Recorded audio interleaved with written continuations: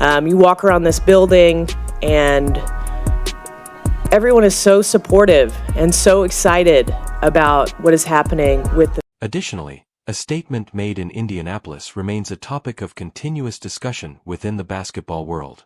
The Fever's general manager, Amber Cox, finally spoke up. Her comments about Caitlin Clark also went beyond a corporate press release. It painted a picture that most fans have never seen because it was straightforward, honest, and packed with facts. There is more to the reality about what's truly going on within that company than what you've read in a headline. Hold on tight because this is a multi-layered story. Each layer will also change how you see Indiana during the Caitlin Clark era. Before we even talk about what Cox said, let's go back to the beginning of this whole problem. When Caitlin Clark, the first overall pick in the 2024 WNBA draft, left the stage, nobody could have foreseen what would unfold. The basketball community was well aware. Records were broken at the University of Iowa. The most well-liked athlete in women's sports history. Millions of people bought tickets, bought jerseys, and watched. Instead of just choosing a player, the Fever were taking control of a movement. Expectations, criticism, and pressure that most franchises never experienced came along with that movement. This was known to the front desk staff. But knowing something in theory and actually experiencing it are very different. Caitlin Clark had a fantastic rookie season in 2024. She averaged 19.2 points and led the league with 8.4 assists per game. She oversaw a Fever team that had advanced to the postseason in both the first and ninth seasons. She was named Rookie of the Year. She was selected for the WNBA's inaugural squad. She also set records for viewership, ticket sales, and jersey sales. When Indiana came, just the Fever's jersey sales went up 1,193%. The arenas were completely packed out. Networks were clearing primetime slots. In women's basketball, it was unheard of. A 22-year-old young man trying to learn how to run a professional club while taking on the responsibilities of an entire sport was tucked away in the locker room amid all of this chaos. Caitlin Clark, but everything was in jeopardy when an unforeseen incident happened. For the 2025 season, everything was supposed to come together. The new coach, Stephanie White, implemented a revised offensive plan. Veterans were brought in. The roster contained more players. Expectations were really high. But on almost the first day of the season, the injury bug started to bite. Caitlin Clark also sustained a left quad injury in May. A left groin injury happened in June, and the wound didn't even heal. Then, on July 15th, just as she was about to return, she sustained a right groin injury. And with that one, it was all over. Game after game, she was spotted on the sidelines dressed in street clothes. Supporters were agitated. Loud critics were present. Rumors about her health, the team's communication, and the actual state of affairs at Gainbridge Fieldhouse were rife on every possible platform. Then there came the September 4th social media post that made everyone in the basketball community stop scrolling. Caitlin Clark confirmed that she was done for the year. "Disappointed isn't a big enough word to describe how I am feeling," she replied. The season was over. She had only played in 13 games. But nobody was paying enough attention to this at the time. The Fever's general manager was going to say something far more important than most people realized. Amber Cox didn't mince words as she took the microphone. She made it clear that Caitlin Clark had complied with all requirements in order to be allowed to return to that court. In exit interviews with the crew, Cox stated, "No one worked harder than Caitlin." An executive defending the brand wouldn't say things like, "Nobody wanted to be out on the court more than Caitlin." Those are the words of someone who has witnessed a player fail due to no fault of her own and battle through rehabilitation on a daily basis. According to Cox's official written statement, Clark tried to make a return by working out for hours every day. She went on, "There simply wasn't enough time left in the season for her to safely return." Amber Cox made it clear that long-term health will always take precedence over a risky comeback, saying, "So, the organization decided to shut her down." But the injuries have nothing to do with Cox's most inflammatory statement. It had to do with the future. Things start to become intriguing at this point. When asked about the future by reporters, Cox did not hedge. When talking about potential or possibilities, she avoided using unclear terminology. She looked them in the eye and said she thought they would see Caitlin Clark soar to new heights when she returned in 2026. Cox said, "I think we're going to see another level. It's unthinkable to even consider." Take a moment to consider that this is a player who averaged 16, 5 points, and 8 assists per game in just 13 games during an injury-plagued 2025 campaign. For the second year in a row, he was selected to the All-Star squad. Even though she only played a little portion of the season, she nevertheless dominated the national debate about women's basketball, and the person in charge of the team claims that she hasn't even touched a completely new piece of equipment yet. It's not a public relations statement. The rest of the WNBA should take note of it. However, Amber Cox's confidence was boosted by more than just Caitlin Clark's skill. She also disclosed another aspect of Clark's handling of her time on the sidelines. This is the section of the narrative that sets Clark apart from the group. The majority of elite athletes go dark when they are hurt and unable to compete.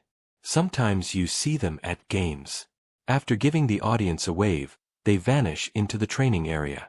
Caitlin Clark didn't do that. And Clark was on that plane for every road trip the Fever took while she was sidelined due to injury. She was on the bench during every game, encouraging teammates in real time while being outspoken, involved, and focused. During a period when most players would have quietly accepted a smaller position, Cox referred to her as a terrific leader and teammate. In a podcast interview, Kelsey Mitchell, who scored a career-high 22 points per game and took on the offensive load while Caitlin Clark was out, acknowledged the anger surrounding Clark's timing but stressed that getting her back at 100% was always the best course of action. Kelsey Mitchell stated, "I've had a lot of injuries because I'm a person who's had 11 surgeries. I see things differently now that I have that perspective." It was no coincidence that Clark's influence was altering the squad's operations despite his incapacitation. The more you look around the Fever's locker room, the more you realize that they have a genuine chemistry that no front office can match. Teammates talked about the Trace Letches, a close-knit group that included Clark, Lexi Hull, and Sophie Cunningham. Players discussed Clark's pregame routines with Aaliyah Boston even as they watched from the bench.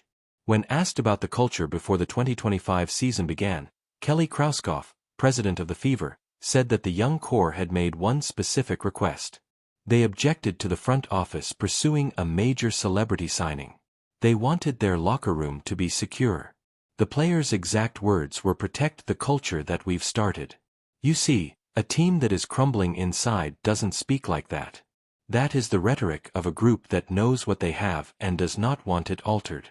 But not everyone has been ready to accept them. And because of the scandal surrounding this locker room, everything was in danger of collapsing before it had a chance to breathe. If you were watching the WNBA in late 2024, you remember the moment Cheryl Swoops lit a match on Gil's Arena.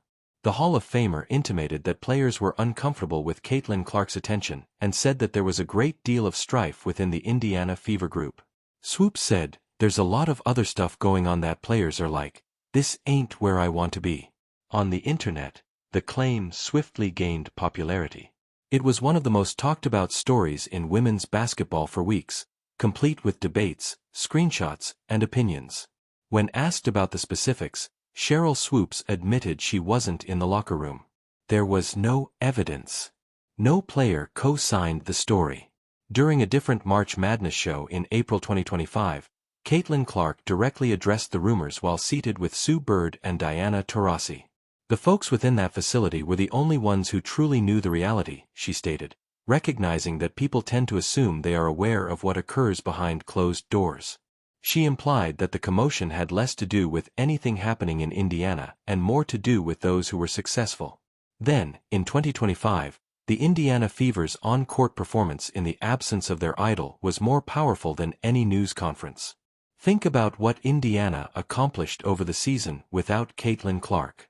They won the WNBA Commissioner's Cup for the first time in team history. They defeated the Atlanta Dream in the first round of the playoffs. They defeated the Las Vegas Aces, one of the most prestigious teams in the WNBA, in overtime after advancing to a winner-take-all Game 5 in the semifinals. Their first trip to the WNBA championships in over a decade was just one win away. All of that without their most important player. On every bench and sidelines, Clark was yelling encouragement, assigning defensive tasks, and celebrating each basket as though she had made it herself. Amber Cox's evaluation of her leadership wasn't just favorable, it was accurate. The numbers, results, and spirit of that run all indicated a franchise that had internalized it, even if Clark was unable to demonstrate her intensity on the court. Things start to become serious at this point.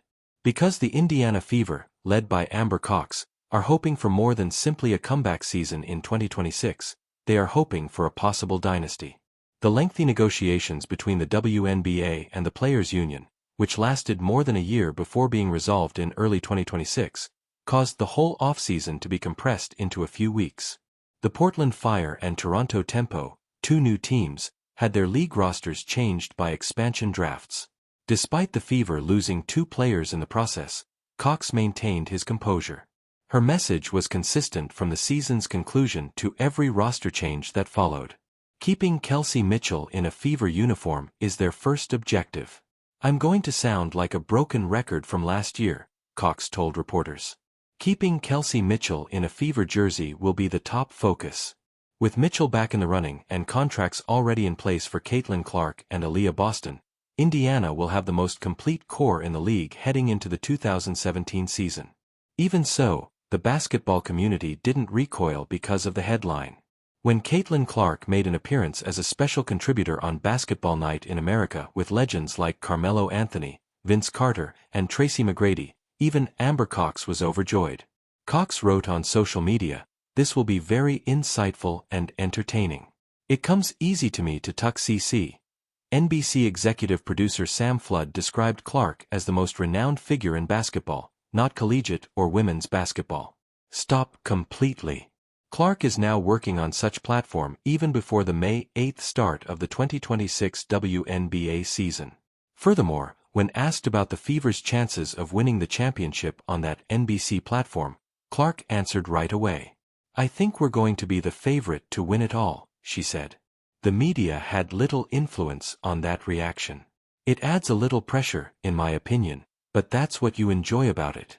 However, our team, coach, and support staff are all excellent. I'm very excited." That individual had been silently developing and simmering in desire while watching from the sidelines for an entire season, and now she was ready to release everything she had been holding inside. And Cox's confidence in that Caitlin Clark's appearance? This is why the entire scenario worries the rest of the WNBA. This is what the whole image tells you when you stand back and look at it clearly. Amber Cox didn't just speak up to calm her fans' fears or handle the bad press after a lackluster season. She spoke up because she has personally witnessed what this player is capable of, experienced the chaos of the spotlight, handled the rumors and controversy, maintained unity in the locker room when injuries came from all directions, and came away from the experience more convinced than